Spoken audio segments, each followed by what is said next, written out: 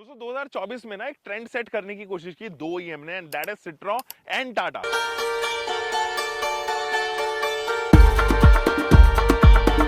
टाटा अपनी कर्व लेके आया है एंड साथ ही साथ बसाल्ट हम इस तरफ देख रहे हैं। आज हम जो है वो इन दोनों ही प्रोडक्ट को डिटेल में एनालाइज करेंगे और जानेंगे इनमें से बेहतर प्रोडक्ट कौन सा है इसमें से वैल्यू फॉर मनी, इन दोनों में से सेफ कौन सी है, और दोनों ही गाड़ियों में से स्पेशियस कौन सी है, कौन सी ज्यादा फीचर ऑफर कर रही है।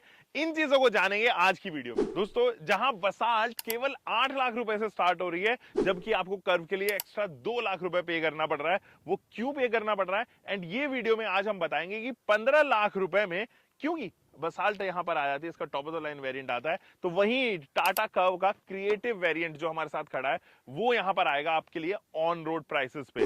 दोस्तों जो बसाल्ट है उसका अगर आप लुक्स देखोगे ना, वो थोड़ा ज्यादा बेटर लगते हैं मुझे। यहाँ पे प्रोपोर्शनेट है। यहाँ अगर आप देखेंगे तो आपके पास में स्प्लिट हेडलाइट यूनिट्स ऑफर होती हैं, ब्लैकआउट की गई है, डीआरएल बाय फंक्शन आपको मिलते हैं। इनफैक्ट नीचे आपको जो है वो फॉग लैंप यूनिट भी मिलेगी इस पर्टिकुलर वेरिएंट में। Top of the line variant में ग्रिल जो है वो कंप्लीटली चेंज हुई है comparative to the Aircross. और अगर लुक्स की बात की जाए तो ये डिफरेंट कैरेक्टर के साथ में दिखाई पड़ती है। ऑन द अदर हैंड अगर आप कर्व को फ्रंट से देखोगे तो आपको रियलाइज होगा ये नेक्सॉन ही है फ्रंट से, तो it is more of Nexon. जब आप side profile and rear profile में जाते हो तो आपको रियलाइजेशन होता है नहीं ये दूसरी गाड़ी है। यहाँ आपको जो है वो पियानो फिनिशिंग मिलेगी इस पर्टिकुलर वेरिएंट में, this is the creative variant. तो यही रीजन है कि ये वीडियो एक्चुअली उन लोगों के लिए भी है जो क्रिएटिव वेरिएंट तक जो है वो प्लान कर रहे हैं टाटा कर्व को। उनके पास में बसाल्ट का भी ऑप्शन है। यहाँ अगर आप देखेंगे पियानो फिनिशिंग दी गई है। इस तरफ भी अगर आप देखेंगे तो हेडलाइट यूनिट है इस वाले वेरिएंट में, एंड ये प्रोजेक्टर हेडलाइट यूनिट है जो एलईडी के साथ में आ रहा है। लेकिन कोई भी फॉग लैंप यूनिट या कॉर्नरिंग लैंप इस वाले वेरिएंट में नहीं आते हैं। रीजन बीइंग यहाँ के बाद बहुत सारे टाटा के पास में जो है वो वेरिएंट है और उनका वेरिएंट डिस्ट्रीब्यूशन लाइनअप एक्चुअली में कमाल का करता है, and I appreciate Tata for doing that. Guys जहां बसाल्ट का जो साइड प्रोफाइल है उसमें बहुत सारी चीजें आपको नजर आएंगी कि कॉस्ट कट की गई है। जैसे कि पर विंडो पे डोर ओपनर दिया गया है, ये रेगुलर कार्स के तौर पर ही आपको ऑफर होगा। यहाँ पे जो टायर साइज है वो 205 सेक्शन का रखा गया है। हालांकि I just love these alloys, जो डिजाइन है वो लिटरली काफी अच्छा लगता है। वेंटिलेटेड डिस्क ब्रेक्स हैं, 205 सेक्शन का टायर रखा गया है। उससे थोड़ा सा मुझे लगता है कि ये 215 तक जा सकता था, तो इधर कॉस्ट कटिंग जरूर लगती है। सीएट का टायर्स है, और सीएट के टायर जनरली अगर आप देखेंगे तो बजटेड टायर्स यहाँ पर होते हैं। हालांकि मैकफर्सन स्ट्रट, ये प्लास्टिक की क्लैडिंग पीछे तक फ्लो होती है। इधर भी आपके पास में टॉर्शन बीम जैसा जो है वो सस्पेंशन यूनिट देखने को नजर आएगा। यहाँ अगर आप देखोगे तो ओआरवीएम आपको टर्न इंडिकेटर के साथ में ऑफर होता हुआ नजर आ रहा है। पियानो फिनिश दी गई है। ये इलेक्ट्रिकली एडजस्टेबल भी है, इलेक्ट्रिकली कंट्रोल भी आप इसको कर सकते हो। जब लॉक करते हो तो ये बंद भी साथ ही साथ हो जाते हैं। बसाल्ट के अंदर केवल 185 मिलीमीटर की ग्राउंड क्लियरेंस है, तो वहां थोड़ा लगता है कि ग्राउंड क्लियरेंस अगर 200 या उससे ऊपर होती तो ज्यादा बेहतर होती। हालांकि अभी तक मैंने गाड़ी चलाई, अभी तक नीचे तो कहीं से ऐसा सच एहसास नहीं कराया कि ये लग सकती है। But obviously when it comes to SUVs तो थोड़ा ज्यादा ही इंसान प्रेफर करता है। यहाँ अगर आप कर्व के बारे में बात करें तो बहुत सारी चीजें जो आपको पसंद आएगी, जैसे कि जो ये एलॉय व्हील है वो अच्छे तो लगते हैं, लेकिन इसके साथ में 215 सेक्शन का जो है वो टायर प्रोफाइल इस्तेमाल किया गया है। यहाँ पर पियानो फिनिशिंग दे दी गई है। पियानो फिनिशिंग पे जनरली जो है वो धूल भी जल्दी अट्रैक्ट होगी और स्क्रैचेस भी जल्दी लगेंगे, जबकि बसाल्ट में आपको हार्ड प्लास्टिक दिया गया है। That is a plus point. यहाँ पर आपके पास में मैकफर्सन स्ट्रट है, एंड जो प्लास्टिक की क्लैडिंग है पीछे तक जाती है। जबकि यहाँ अगर आप ग्राउंड क्लियरेंस देखें तो 208 मिलीमीटर की। I don't know how Tata manages to get the best ground clearance in the segment, पता नहीं वो कैसे करते हैं। वैसे अगर आप टाटा की की फॉब देखोगे तो बहुत इनोवेटिव लगती है यार। स्लीक है, अच्छी क्वालिटी की लगती है, एंड यहाँ पर लॉक अनलॉक मैकेनिज्म भी दिया गया, बूट भी है, एंड फॉलो मी लैंप का भी है।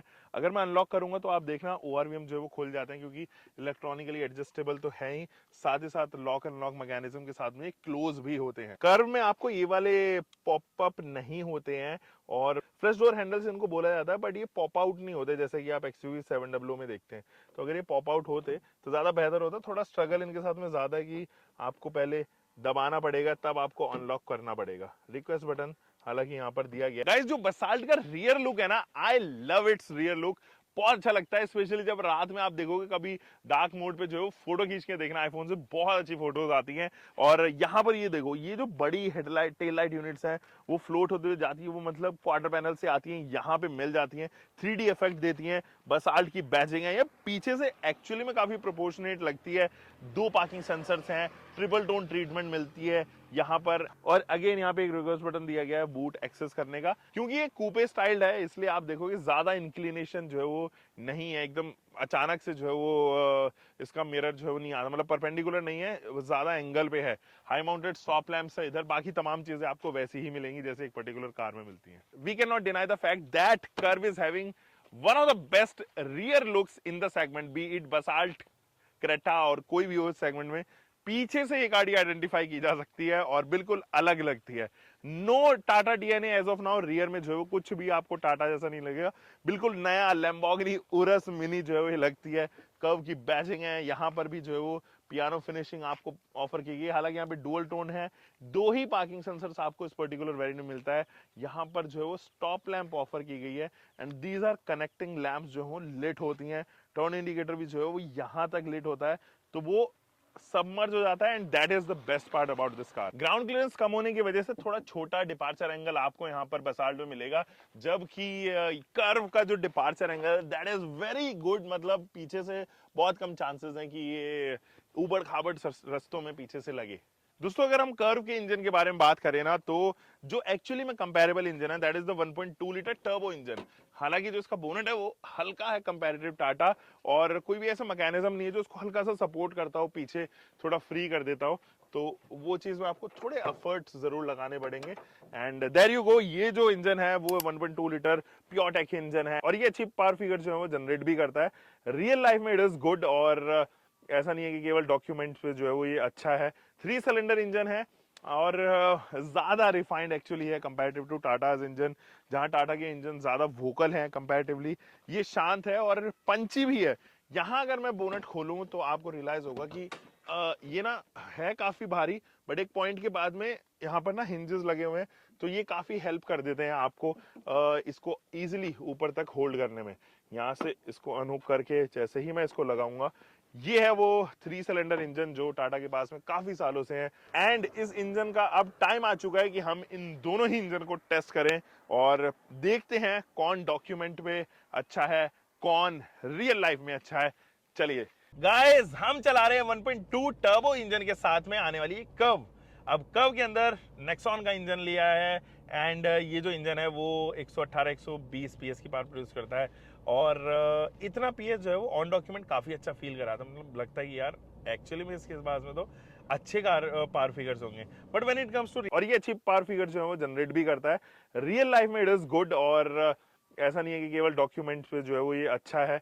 3 सिलेंडर इंजन है और ज्यादा रिफाइंड एक्चुअलिटी ना जिस सेगमेंट में एक्चुअली ये प्लेस की गई है, ये वाले इंजन से बेटर है कि आप TGDI इंजन पे खरीदो, थोड़ा सा लेथार्जिक आपको फील कराएगा। हाँ डेफिनेटली Hyundai के तरीके से अगर आप Hyundai का 1.5 लो या फिर अगर आप स्कोडा का 1.0 लो, तो वो इंजन ना एक्चुअली फ्रीली रेविंग इंजन है। वो एक तो स्कोडा फॉक्सवैगन ग्रुप के जो टर्बो इंजन हैं उनका कोई कंपैरिजन है नहीं सच में उस सेगमेंट में, बहुत क्लासी तरीके से ट्यून किए गए हैं। उस इंजीनियरिंग को अभी टाटा मैच नहीं कर पा रहा, दैट इज एन इशू। लेकिन अगर हम बात करें इस इंजन की और चीज़ों के बारे में, जैसे कि सिटी ड्राइव हाईवे ड्राइव पे कैसी है, तो सिटी में आपको मैं बता देता हूँ जिसकी सिटी में परफॉर्मेंस है इट इज़ गुड, मतलब undeniably it is a good performance, काफ़ी अच्छा माइलेज भी देगी आपको। ये 13 के आसपास, 12 से लेके 14 के आसपास सिटी में ऑफर करती हुई नजर आएगी। एंड हाईवे पे तो इसका माइलेज है वो 16-17 के ऊपर भी आप निकाल सकते हो ईजिली, अगर आप इसके टर्बो को आराम से रेव करने का मौका दे रहे हो तो। और when it comes to suspension, बहुत अमेजिंग सस्पेंशन है इसके, कोई समस्या नहीं है सस्पेंशन को लेके, कोई समस्या नहीं है इसके ब्रेकिंग को लेके। हाँ पैनिक ब्रेकिंग में ज़रूर थोड़ा लगता है कि यार हल्की सी वाइब्रेशन इंट्रोड्यूस हुई है इसके पेडल में, और गाड़ी जो है वो आउट ऑफ वे हल्की सी डायरेक्शन जो है वो चेंज करती है। फॉर एग्जांपल अभी पैनिक ब्रेक करते हैं इसको तकरीबन 80 किलोमीटर पर आवर की स्पीड पे, थोड़ा और बढ़ाते हैं स्पीड, 90 पे हम पहुंच चुके हैं। चलिए मारते हैं।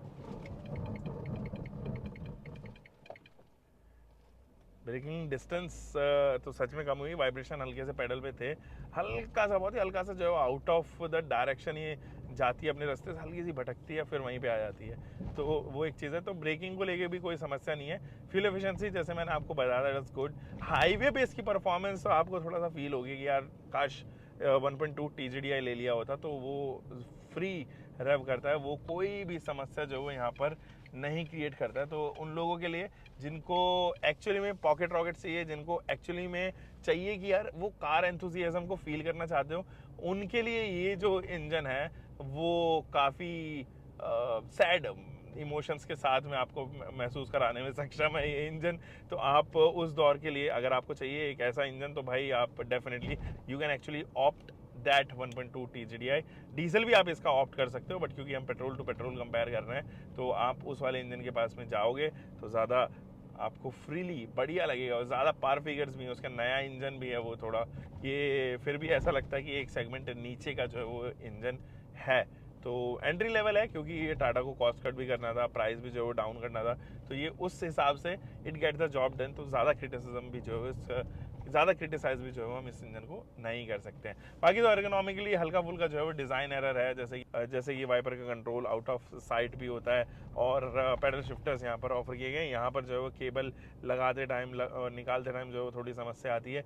AC इज़ क्वाइट गुड, उससे कोई शिकायत नहीं है। Visibility is quite good. In fact rear की जो विजिबिलिटी है वो लगभग बराबर सी है बसाल्ट की और इसकी, यानी कि दोनों ही लोअर एंड पर है। बट इसका ORVM का डिज़ाइन काफ़ी अच्छा है, काफ़ी बड़ा है। हैरियर और क्योंकि सफारी में भी सेम इस्तेमाल होता है, इसलिए इसके अंदर भी जो है वो सेम दिया गया है। वो विजिबिलिटी काफ़ी अच्छी ऑफर करता है। विंडशील्ड में भी विजिबिलिटी काफ़ी अच्छी यहाँ पर ऑफर हो रही है। मेरे पास इनफैक्ट मेरे पास इंस्ट्रूमेंट क्लस्टर पे लगभग सारी वो चीज़ें हैं जो मुझे एक्चुअली में चाहिए, जो एक्चुअली में होनी चाहिए गाड़ी के साथ में। दोस्तों ये है की फॉब, जो आप जनरली देखते हो, बहुत ही रेगुलर की फॉब है, और आज भी पैसिव कीलेस एंट्री, या हम कहें कि इंजन स्टार्ट स्टॉप नहीं मिलता, तो आपको की से ही एक्सेस करना पड़ेगा। इसके जो गियर लीवर्स है ना, थोड़े कंफ्यूजिंग है, बहुत पैटर्न जो है वो उनका अनकन्वेंशनल है। बहुत पुराने ज़माने में आप आज से 10 साल पहले जो है कुछ इस तरीके के पैटर्न देखते थे। उस टाइम तो AMT भी मारुति सुजुकी कुछ इसी तरीके का पैटर्न देती थी। एनीवे, चलिए दोस्तों, 1.2 लीटर का ये जो टर्बो इंजन है उसको हम चला रहे हैं। भाई मैं रियलिटी बता रहा हूँ तुमको, अभी तक मैं 600 किलोमीटर इस गाड़ी को ऑलरेडी चला चुका हूँ, and you won't believe any doubt regarding this engine ना। अगर आपको कभी भी लगता है, मेरे चैनल पे आओ, आप कमेंट सेक्शन में आपको बताऊंगा कितनी अंडररेटेड गाड़ी ये एक्चुअली में है। मतलब नेक्सॉन वाला इंजन सच में बहुत वोकल है। अगर हम यहाँ पर बात करें ना इस इंजन की, ये 1.2 लीटर का भले ही 3 सिलेंडर इंजन हो, लेकिन ये उससे ज्यादा रिफाइंड है, उससे कम वोकल है, एंड उससे ज्यादा रेस्पॉन्सिव, उससे ज्यादा पंची है, उससे कम पावर फिगर्स प्रोड्यूस करता है on document, but in real life just look at it. ये है इस इंजन की खासियत भाई। This is a free revving engine without any doubt. And when it comes to opting any engine, जो एक 1.2 लीटर का इंजन, मेरे ख्याल में ये one of the best engine है इस सेगमेंट में, according to the power figures it produces. And सच में बहुत अच्छे तरीके से सिट्रॉन इसको जो है ट्यून किया है। नो डाउट इसके अंदर भी वोकल्स हैं, थोड़े बहुत जो वोकल्स हैं, और इसके साथ साथ जो ऑटोमेटिक ट्रांसमिशन लगा है उसमें हल्का सा लैग है, वो थोड़ा कंफ्यूज हो है, कभी कभी जो है ना इधर से उधर चला जाता है, वो कहते हैं ना भटक गया, तो वो जरूर हो जाता है। लेकिन ये एक्चुअली में एक बेहतरीन पैकेज है उन लोगों के लिए जो वैल्यू फॉर मनी ढूंढ रहे हैं।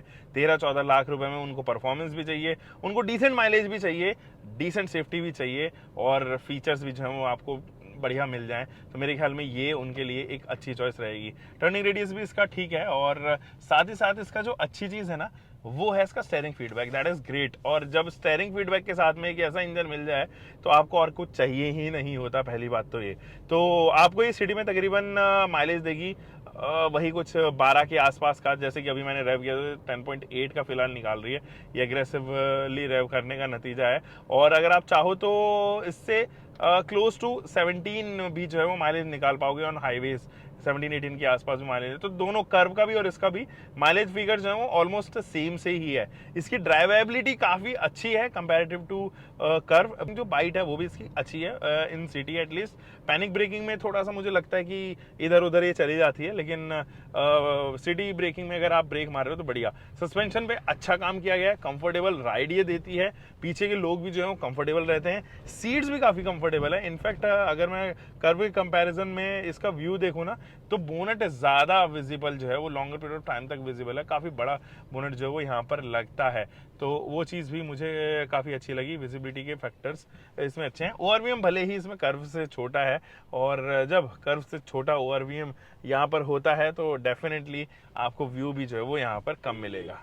अच्छा, अगर मैं इंस्ट्रूमेंट क्लस्टर के बारे में बात करूं तो कलरफुल है वो, जहां पर कर्व में इतना ज़्यादा कलरफुल नहीं मिलता, इतना ये टीएफटी जो है वो लगता है, वो टीएफटी नहीं है उस पर्टिकुलर वेरिएंट में जिसके बारे में हम बात कर रहे थे, जिससे कंपेयर कर रहे थे। बट हाँ, अगर आप कर्व के अपर वेरिएंट से अगर उसको कंपेयर करोगे तो वो इनकम्पेरेबल है, क्योंकि प्राइस डिफरेंस भी बहुत ज़्यादा है। आपको टच स्क्रीन इंफोटेनमेंट सिस्टम मिलता है, वो भी वायरलेस जो है वो आपको चार्जिंग भी मिलता है। एंड ये जो एर्गोनॉमिक है ना, ये सारे ऑन हैंड है, ऑन टिप्स हैं, जितने भी कंट्रोल्स है वो सारे टिप्स पे हैं।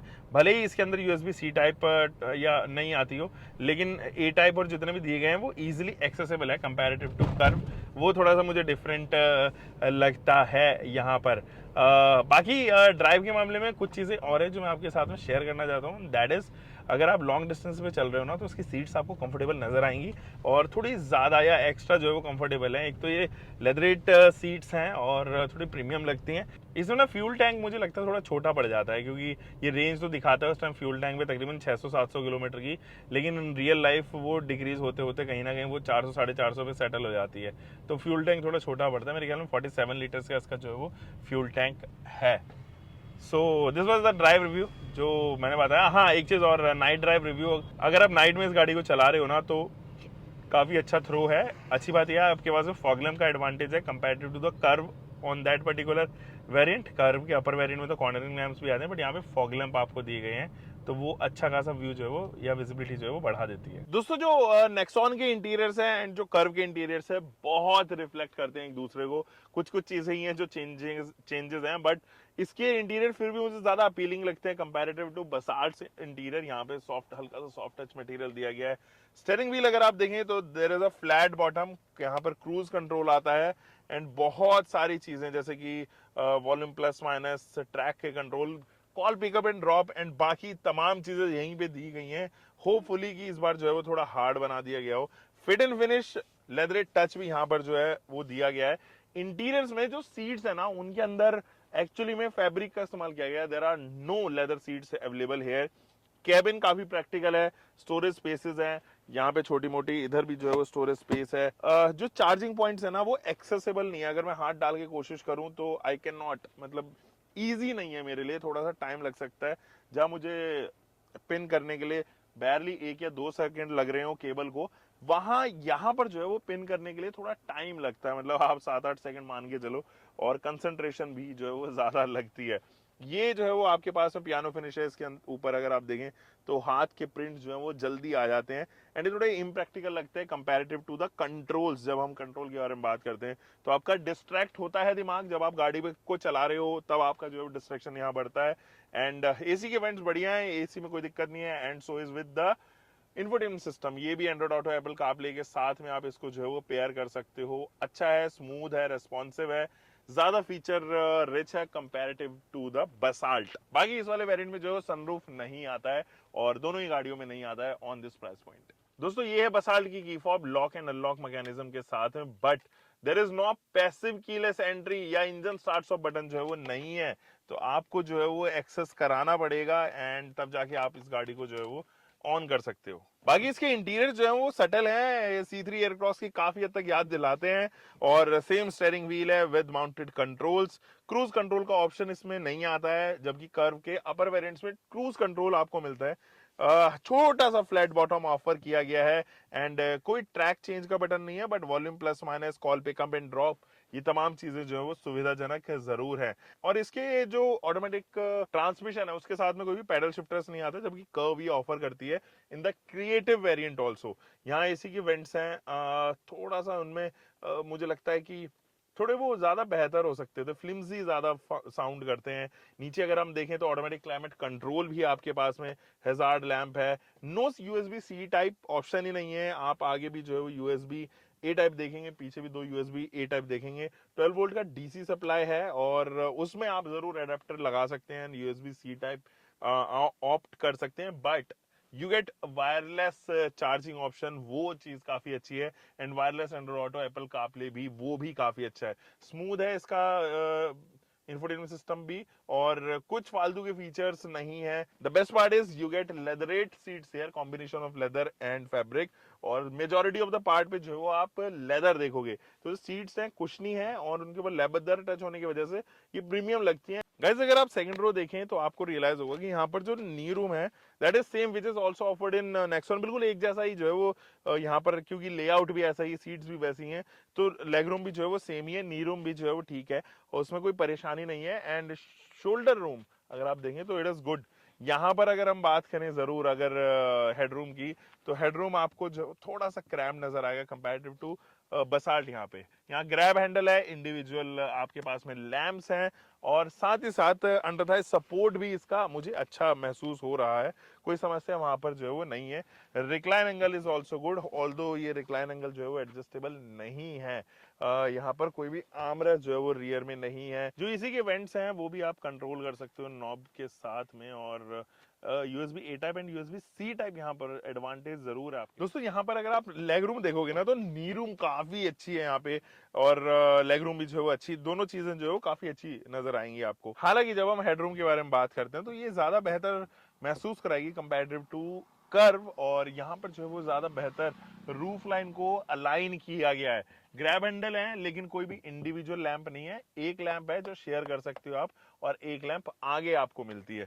जबकि जो ये हेडरेस्ट है ये जरूर मुझे अच्छी लगी, और आप इन हेडरेस्ट पर अपना सर रेस्ट करके आप इजीली डिस्टेंस जो है वो कवर कर सकते हो काफी ज्यादा, तो वो चीज मुझे अच्छी लगी। और इनके ऊपर ग्रूव्स बने हुए हैं ना, ये जो इसके अंदर सर्फ है ज्यादा, तो ये ज्यादा बेहतर है। प्लस यहाँ पे आपके पास में एक आर्मरेस्ट भी है which is missing in curve, उस वाले वेरिएंट में mobile holder and can holder दोनों मिलते हैं। यूएसबी ए टाइप है जैसे मैंने आपको यहाँ पे बताया था, और एसी के कंट्रोल जो है वो अच्छे लग रहे हैं देखने में, और यहाँ पे उसकी जो है वो लोअर स्पीड जो है वो कंट्रोल की जा सकती है। गाइज यहाँ पर अगर आप कर्व को देखेंगे ना तो आप इसका जो हाइड्रोलिक है वो थोड़ा स्लो है, थोड़ा सा आपको फोर्स लगाना पड़ता है तब जाके चीजें होती हैं। लेकिन ये जो 500 लीटर का बूट है ना, एक्चुअल में बहुत बड़ा बूट है इसमें comparative to any other car in the segment. सच में काफी बड़ा बूट है, और वो प्रैक्टिकल भी है। मैं आपको दिखाता हूँ पास से। यहाँ अगर आप देखोगे तो ना दोनों साइड ही आपके पास में ग्लव बॉक्स भी है, दो दो जो है वो हुक्स भी हैं, एंड जो लोडिंग लिप है वो भी कुछ ज्यादा नहीं है। यहाँ पे जो बसाल्ट के पास में रिक्वेस्ट बटन दिया गया ना वो काफी बड़ा है, उसमें छोटा ढूंढना पड़ता है, ऐसे महसूस करके देखना पड़ता है कहाँ पे है, लेकिन बसाल्ट में ये एडवांटेज जरूर है। यहाँ पे 470 लीटर का बूट है, 30 लीटर कम है, लोडिंग लिप ज्यादा है कंपैरेटिवली, एंड कोई हुक्स वगैरह नहीं है। एक इल्यूमिनेशन लैंप जरूर मिलती है, बट यहाँ पे कोई एक ही हुक आपको जो है वो मिलेगा विद अ पार्सल ट्रे। अगर हम कंपेयर करें अकॉर्डिंग टू द साइज, मुझे लगता है कि कर्व का बूट थोड़ा ज्यादा है। यहाँ पर जो बूट है वो एक्चुअली में काफी बड़ा है। आप जब भी ट्रिप पे जाओगे ना तो ना ये और ना कर्व, दोनों के जो बूट हैं वो काफी बड़े बड़े आपको महसूस कराएंगे। Definitely when it comes to volume, Curvv has an advantage. Guys it's high time की कंक्लूड किया जाए, जहां पर टाटा कर्व के पास में बहुत सारे एडवांटेज है, जिनमें से इंजन ऑप्शन या ड्राइव ट्रेन का ऑप्शन है, ये इलेक्ट्रिक में भी अवेलेबल है। ये पेट्रोल डीजल, पेट्रोल में भी दो ऑप्शंस आपके पास में अवेलेबल है, डीजल में भी अवेलेबल है, and there are more chances that we will be seeing it in CNG variant very next year 2025 में। आप देखोगे वहां पर भी जो है वो आपके पास में एडवांटेज मिलता हुआ इसके साथ में नजर आता है। तो वेरिएंट्स ऑल्दो टाटा के पास में इतने वेरिएंट्स है भरपूर, मतलब मैं गिन नहीं सकता हाथों पे, इतने सारे वेरिएंट्स के पास में आते हैं। एंड ऑब्वियसली जब आप ड्राइव ट्रेन जो है वो अलग अलग देखते हो तो वेरिएंट्स ऑटोमेटिकली ज्यादा हो जाते हैं भाई। साथ ही साथ फीचर रिच ये काफी है। अगर आपका बजट 15 साढ़े 15 से ऊपर का है तो आप अगर इसको कंसिडर करना चाहते हो तो बाय इट इन TGDI, जो नया इंजन आया है वो तो काफी अच्छा इंजन है। और कंपेरेटिव टू दिस इंजन, मैं इस इंजन को थोड़ा अवॉइड ही करता हूँ। रीजन बीइंग ये नेक्सॉन में भी थोड़ा एनर्जेट, थोड़ा लेथार्जिक ही फील करता है, और इसके अंदर वेट डिस्ट्रीब्यूशन ज्यादा होने की वजह से या पावर टू वेट रेशियो ज्यादा होने की वजह से जो है वो ये इंजन थोड़ा सा और लैगी फील करवाता है।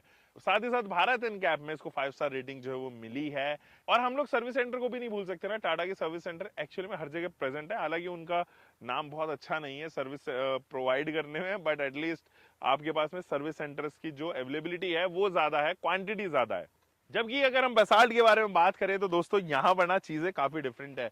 ये एक ऐसी गाड़ी है जो आपको fun to drive element offer करती है। इसका 1.2 लीटर 3 सिलेंडर टर्बोचार्ज होने के बावजूद भी एनॉर्मस एनर्जी इसके अंदर है। और जब आप खींचते हो इन दोनों ही गाड़ियों को, अगर आप कंसेक्यूटिवली चलाओगे तो आपको रियलाइज होगा कि यार ये सच में एनर्जेटिक है। इसके सस्पेंशन मैकेनिकल पार्ट जो है वो ज़्यादा बेहतर हैं कंपैरेटिव टू कर्व। और कुछ चीज़ें और हैं जिनमें हम इसके एक्चुअली प्रोज को डाल सकते हैं, जैसे कि ये स्पेशियस कैबिन ऑफर करती है और एर्गोनॉमिकली ये ज़्यादा बेहतर है, क्योंकि जहां हम कर्व में बात करें केबल लगाने की, या इनफैक्ट अगर हम बात करें वाइपर के कंट्रोल्स ढूंढने की, तो वो इरेगुलरिटी उनके कंट्रोल्स के अंदर है, या मैं कहूँ कि आपके पास में परफेक्ट जगह नहीं बचती है उनको देख, आपको ढूंढना पड़ता है एक्चुअली कंट्रोल्स को। यहाँ पर on the other hand ergonomically ये काफी सूटेबल महसूस कराती है। कम टेक्नोलॉजी होने की वजह से, फीचर कम होने की वजह से रिलायबिलिटी फैक्टर एक्चुअली बढ़ जाती है, और इसीलिए कम फीचर्स होने की वजह से ये ज्यादा रिलायबल है। कंपोनेंट्स इसके कम खराब होंगे कंपैरेटिव टू टाटा कर्व। यहाँ पे दोस्तों अगर आपका बजट वही 13-14 लाख के आसपास है, मेरे ख्याल में ये एक काफी अच्छा बाय उन लोगों के लिए बनता हुआ नजर आता है यहाँ पर। और बसाल्ट एक्चुअली में एक अंडररेटेड प्रोडक्ट है।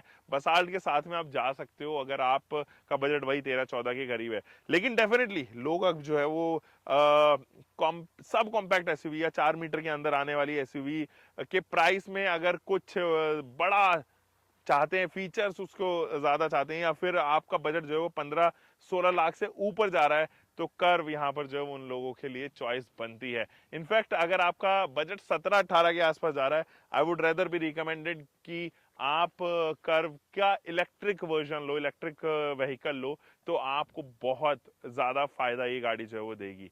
हमें लेंगे दोस्तों ऐसे ही एक और कंपैरिजन के साथ में। आपको तब तक क्या करना है, सब्सक्राइब कर लेना है हमारा चैनल, और आप कुछ ज्यादा बेहतर इनपुट हमें दे सकते हो तो comment section is open for you, वहां जाके मिलते हैं। Take care guys.